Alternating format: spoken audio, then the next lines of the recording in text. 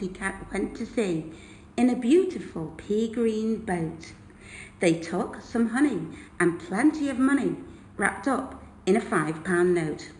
The owl looked up to the stars above and sang to a small guitar. Oh, lovely pussy, oh, pussy, my love, what a beautiful pussy you are. You are, what a beautiful pussy you are. Good night, Mr. Tom.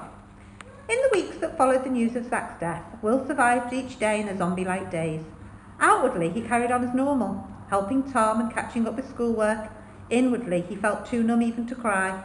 He avoided the little cottage as much as possible and chose to walk to the school or shop by the church and cottages. At school, finding it painful to sit next to an empty chair, he would scatter papers untidily over the two desks in an effort to hide Zach's absence. Michael set off across the fields. He had stockpiled enough fuel to keep the fire going. He felt frightened and strange on his own, but knew that Ellie should stay with Peggy.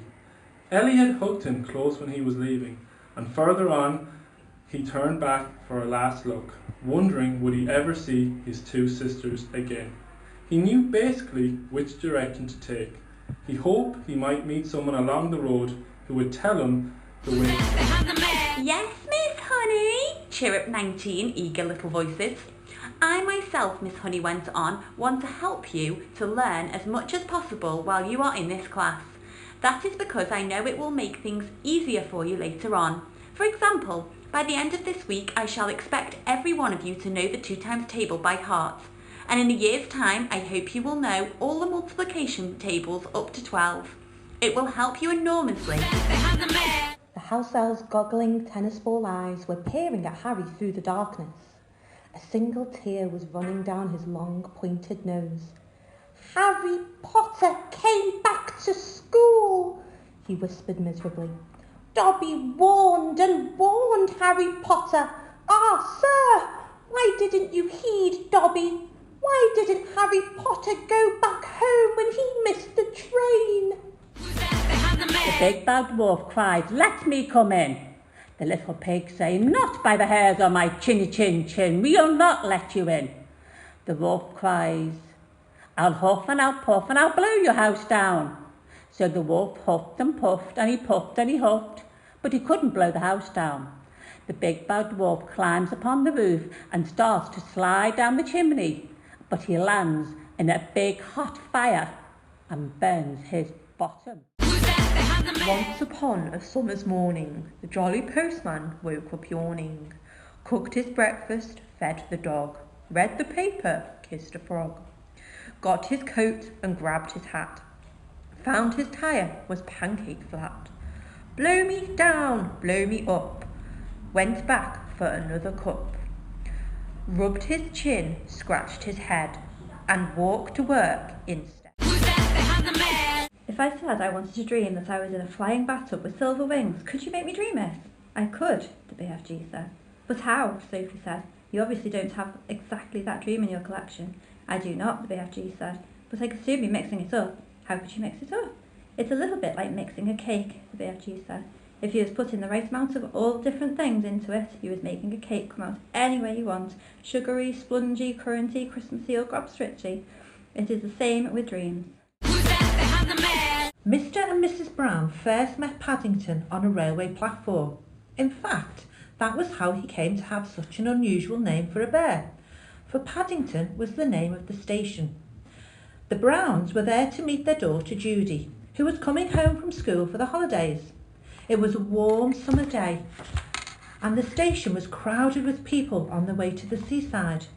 Trains were humming, loudspeakers blaring, porters rushing about shouting. And then a note came from Silky and Moonface. This is what it said.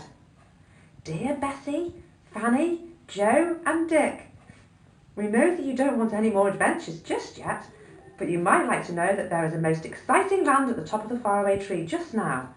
It is the land of do as you please, even nicer than the land of take what you want. We are going there tonight. If you want to come, come just before midnight and you can go with us. We will wait for you then. Love, Rob. Daddy, she said, do you think you could buy me a book? A book, he said. What do you want a flaming book for? To read, Daddy. What's wrong with the telly, for heaven's sake? We've got a lovely telly with a 12-inch screen, and now you're coming asking me for a book. You're getting spoiled, my girl. Nearly every weekday afternoon, Matilda was left alone in her house. Her brother, 5 years older than her, went to school. Her father went to work and her mother went out playing bingo in a town 8 miles away. We're twins. I'm Ruby, she's Garnet. We're identical. There's very few people who can tell us apart. Well, until we start talking, I tend to go on and on. Garnet is much quieter. We are exactly the same height and weight. I eat a bit more than Garnet. I love sweets, and I like salty things too. I once ate 13 packets of crisps in one day, all salt and vinegar flavour. I love lots of salt and vinegar on chips too.